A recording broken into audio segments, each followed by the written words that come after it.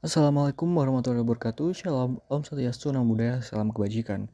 Kami dari tim Cakaracana yang terdiri dari saya sendiri dengan Bu Surfiano, Arul Pujo Utomo, dan Rida Nandira dalam kali ini sebagai tim Cakaracana akan menyajikan presentasi untuk seleksi internal KBMK 2024 bidang keuangan audit investigatif yang kami beri judul Analisis Dugaan Kecurangan Fraud berupa Purchasing Schemes and Invoice Kickbacks dalam pembelian aset pada perusahaan perbankan.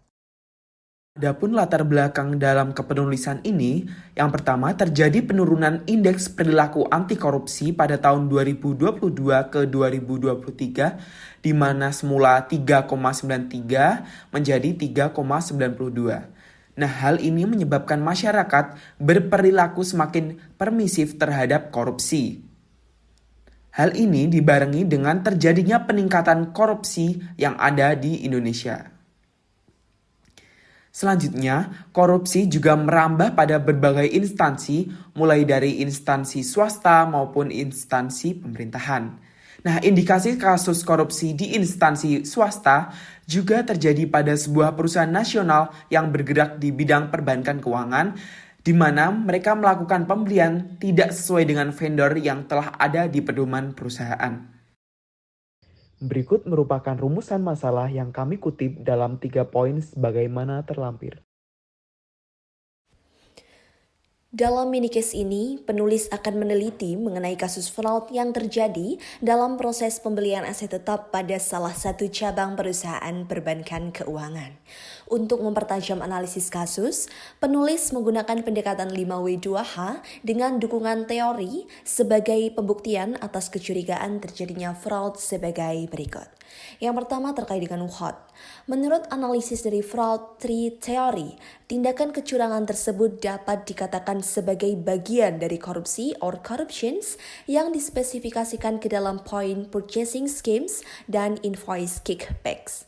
Dalam kasus ini, bagian pengadaan aset IT tersebut melakukan penyalahgunaan atas kekuasaan yang dimiliki dengan melakukan markup pada voucher transaksinya, serta vendor luar Jakarta menerima hadiah dari bagian pengadaan aset IT sebagai imbalan atas proses markup dari hasil. Dalam where disebutkan bahwa kasus ini terjadi pada salah satu perusahaan bidang perbankan keuangan. Adapun untuk when, kasus tersebut dimulai sejak pembuatan serta pengajuan ke akal pengadaan aset oleh bagian pengadaan aset IT hingga transaksi pembelian aset terjadi. Who and how.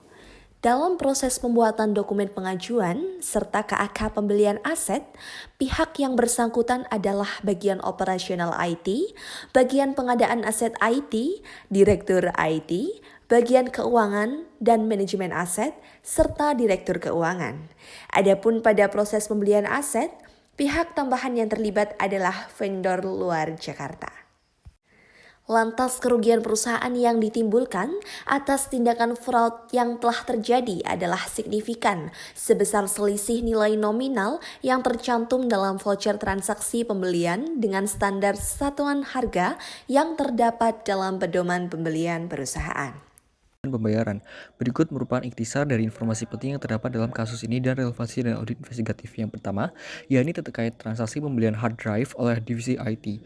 Nah, relevansinya dengan audit investigatif ini fokus pada akuisisi aset yang menjadi perhatian audit utama audit. Kemudian yang kedua, nilai transaksi material namun dan kisaran harga yang wajar. Nah, hal ini menunjukkan signifikansi transaksi tetapi masih dalam batas yang normal.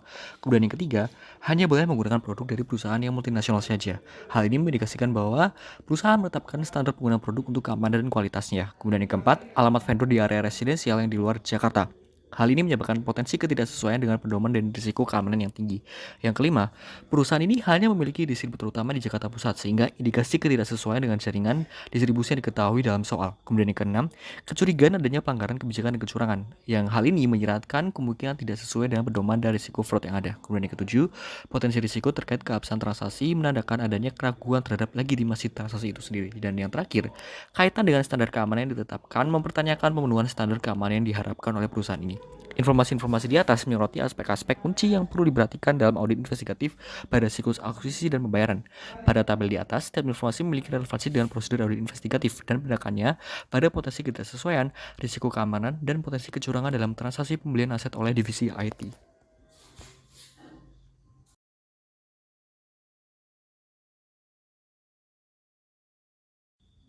Untuk mengembangkannya ke dalam bentuk prosedur audit investigatif lebih lanjut, kami membaginya ke dalam 3 tahapan, yaitu tahap pra-perencanaan, tahap perencanaan audit, dan tahapan pelaksanaan audit. Yang pertama, tahap pra-perencanaan. Pertama, yaitu identifikasi risiko potensial yang terkait dengan akuisisi dan pembayaran, seperti ketidaksesuaian dalam pedoman perusahaan, risiko keamanan, dan potensi kecurangan. Kemudian yang kedua, analisislah kebijakan perusahaan. Hal ini terkait dengan pembelian aset, khususnya aturan tentang penggunaan produk dari perusahaan multinasional tertentu. Dan kemudian yang ketiga, penentuan fokus investigatif. Menentukan fokus investigatif berdasarkan temuan dan penekanan pada validitas transaksi, kepatuhan terhadap kebijakan perusahaan, dan keamanan produk. Kemudian, yang kedua adalah tahapan perencanaan audit. Tahapan yang pertama adalah menentukan rencana audit investigatif dan merencanakan langkah-langkah investigatif yang akan diambil untuk mengidentifikasi sumber masalah, melibatkan perusahaan multinasional, dan memastikan keabsahan transaksi. Yang kedua, pemahaman lebih lanjut terhadap transaksi. Hal ini dilakukan untuk menganalisis lebih lanjut transaksi pembelian hard drive, termasuk mengidentifikasi pihak-pihak yang terlibat, persetujuan yang diperlukan, dan dokumentasi yang mendukung.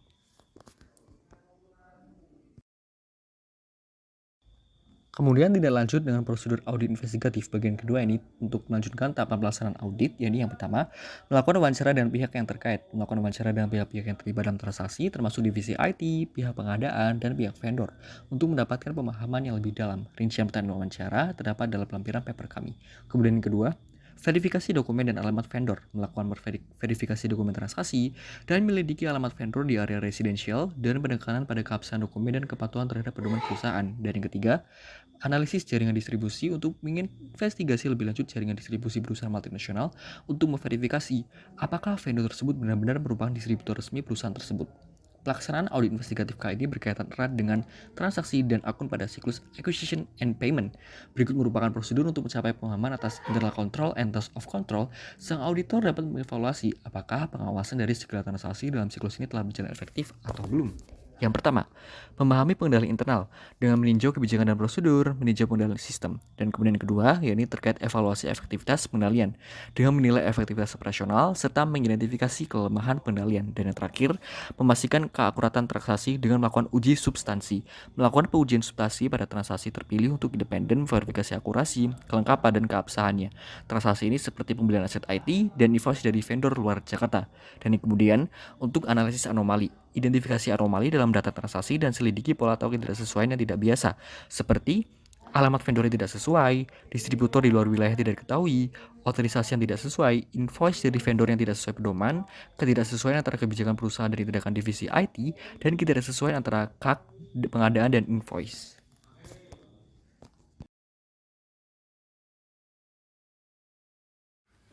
Berikutnya beberapa program audit. Yang pertama, identifikasi kebutuhan dan perencanaan anggaran. Tujuannya memastikan bahwasanya terdapat rencana dan juga terdapat alokasi anggaran untuk pembelian satu set hard drive pada perusahaan. Langkah auditnya yang pertama, dapatkan dokumen-dokumen mengenai daftar kebutuhan aset serta pedoman pembelian setiap aset. Yang kedua, dapatkan anggaran pembelian setiap aset untuk mengetahui nominal kas yang harus dikeluarkan. Yang kedua, perencanaan pengadaan. Tujuannya memastikan bahwasanya pihak yang melakukan pengadaan berkompeten dan telah sesuai dengan aturan. Langkah auditnya yang pertama, dapatkan dokumen yang memuat pihak-pihak yang ditunjuk untuk menjadi pelaku pengadaan. Yang kedua, dapatkan surat tugas untuk pelaku pengadaan aset. Program audit yang ketiga yaitu pelaksanaan pengadaan atas aset. Tujuannya memastikan proses pengadaan sudah sesuai dengan pedoman, yaitu sesuai vendor yang telah ditetapkan, aset sudah diterima, dan menilai kewajaran harga aset tersebut. Langkah auditnya yang pertama, meminta dokumen penerimaan aset kepada divisi terkait dan bukti transaksi keuangannya. Yang kedua, bandingkan dokumen penerimaan aset dengan pedoman pengadaan. Terakhir merupakan kesimpulan. Hipotesis awal yang dapat ditarik mengenai kasus tersebut adalah adanya indikasi korupsi atas pengadaan aset dalam transaksi pembelian hard drive oleh bagian pengadaan aset IT yang melakukan kolusi dengan vendor luar Jakarta di luar pedoman perusahaan. Adapun saran yang telah kami buat adalah memperkuat sistem pengendalian internal perusahaan serta pembentukan bagian pengawas pengadaan barang dan jasa sebagai kesadaran integritas terhadap pedoman dan juga kode etik perusahaan. Sekian dari presentasi kami. Terima kasih. Wassalamualaikum warahmatullahi wabarakatuh.